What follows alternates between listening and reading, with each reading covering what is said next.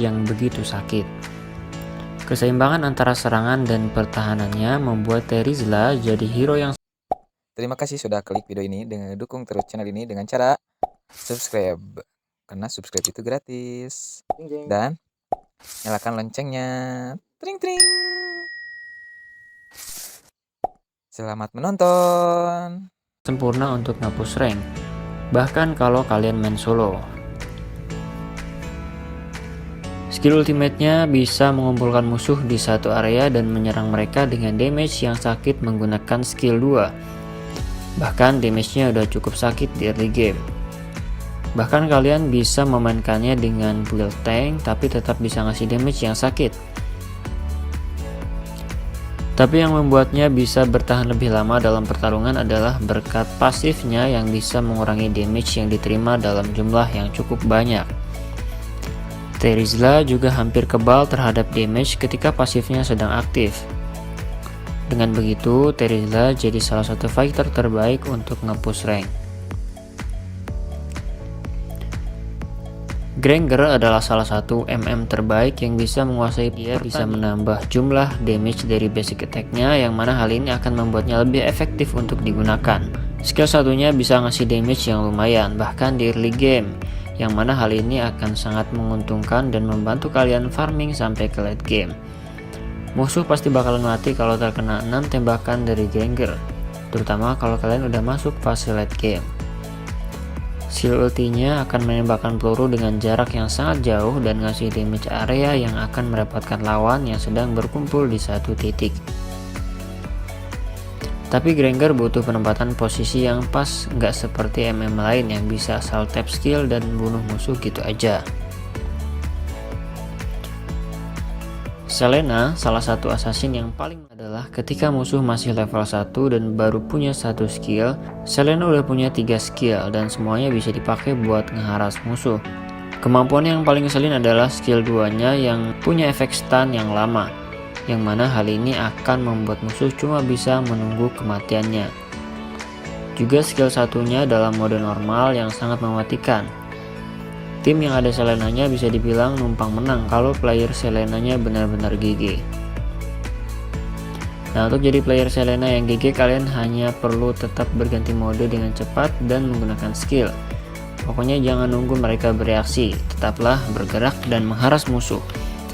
Intinya kalian harus main agresif kalau menggunakan hero yang satu ini.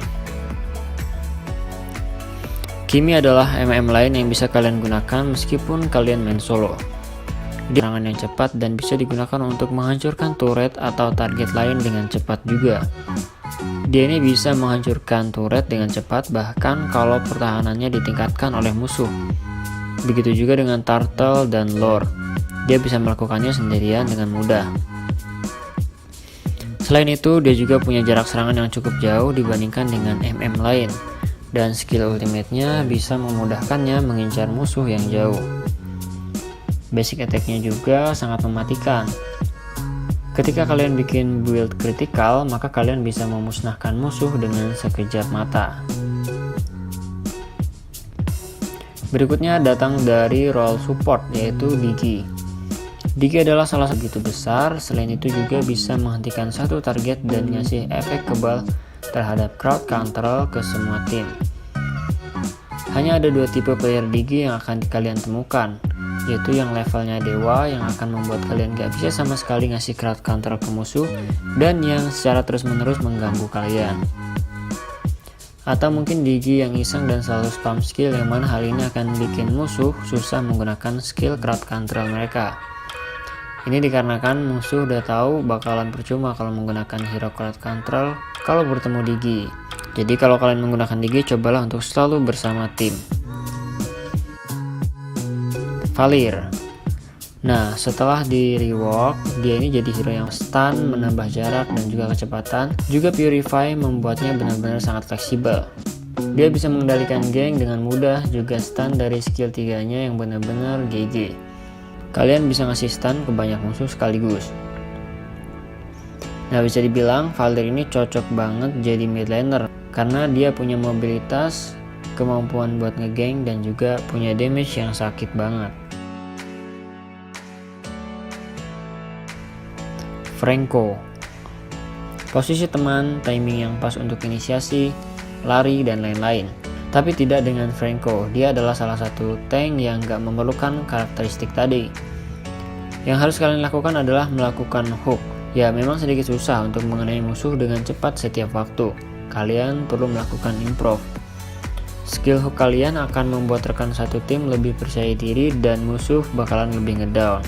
Selain itu, Franco juga nggak punya banyak crowd control atau kemampuan dalam team fight. Jadi kalian harus mencuri hero carry mereka sebelum team fight dimulai. Skill ultinya juga akan sangat berguna buat menghentikan musuh yang mencoba kabur dan nggak bisa di cancel dengan skill atau spell apapun. Chow. Nah, kalau hero yang satu ini nggak peduli meta up, sangat fleksibel. Bisa kalian gunakan sebagai fighter, tank, atau bahkan assassin sekalipun. Kalau tim kalian kekurangan damage dealer, cobalah kalian bikin Blade of Despair. Maka musuh akan mikir 2 kali untuk melawan kalian. Sama juga kalau tim kalian butuh tank atau tank tambahan, maka kalian bisa bikin item defense dan tetap bisa ngasih damage.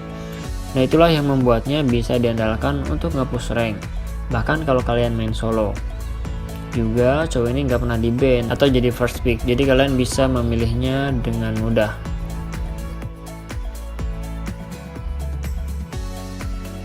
Hayabusa. Nah, Hayabusa ini adalah assassin yang mematikan dengan skill yang mudah melakukan pertarungan. Dan kalian harus mendominasi permainan kalau menggunakan hero yang satu ini. Kalau kalian gak bisa unggul dalam farming dari musuh, maka ini akan sulit.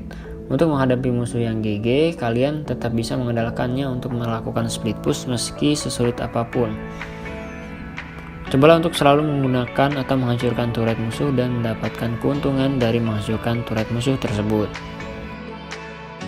Dan yang terakhir dari role assassin lagi yaitu Hellcard. Hero yang satu ini emang kalian yang terbunuh. Nah, meskipun damage yang dikeluarkan begitu besar, dia ini sangatlah rentan. Kalau nggak tepat dalam menggunakan hero ini, maka hanya akan jadi bumerang buat kalian. Jadi kalau main Hellcard, kalian hanya boleh masuk ke pertarungan kalau kalian yakin bisa mendapatkan kill. Juga gunakan skill ultimate kalian ketika team fight atau ketika melakukan split push.